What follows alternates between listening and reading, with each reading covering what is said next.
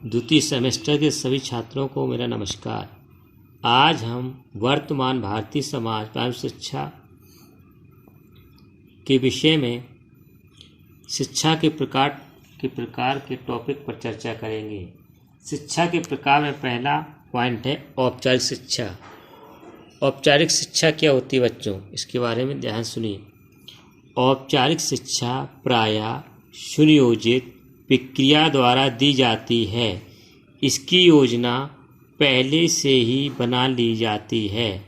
इसके उद्देश्यों को प्राप्त करने की विधि पहले से ही निश्चित की जाती है।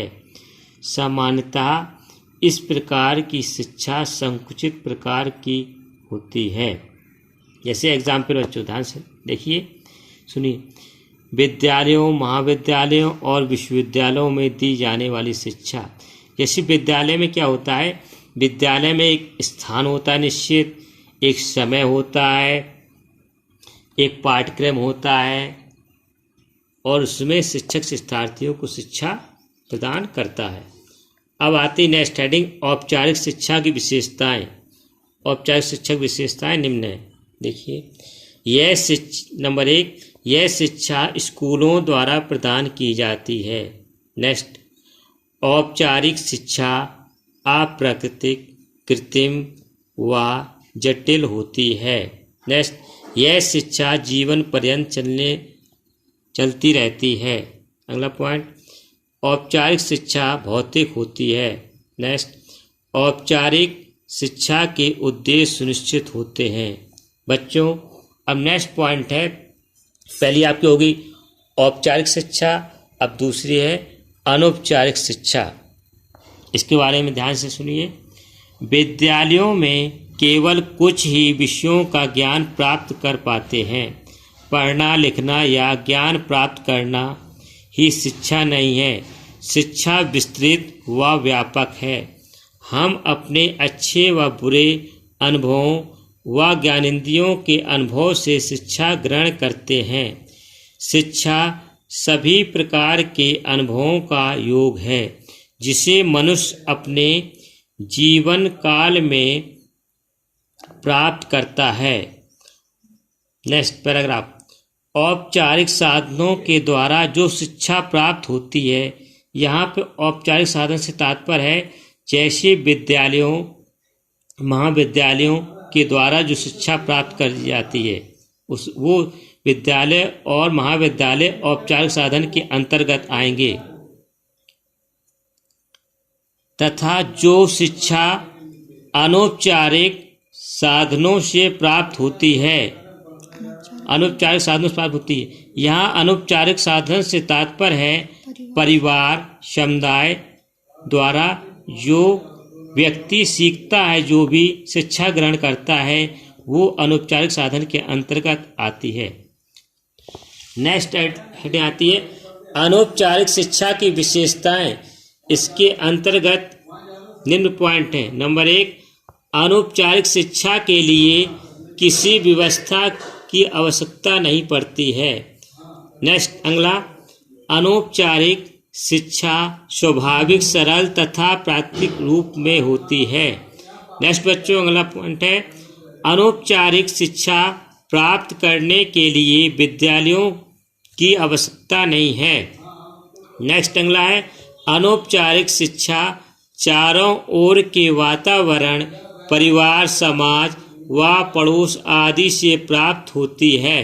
नेक्स्ट अगला है, यह शिक्षा जन्म से मृत्यु तक चलती है। यह जीवन पर्यंत चलने वाली प्रक्रिया है।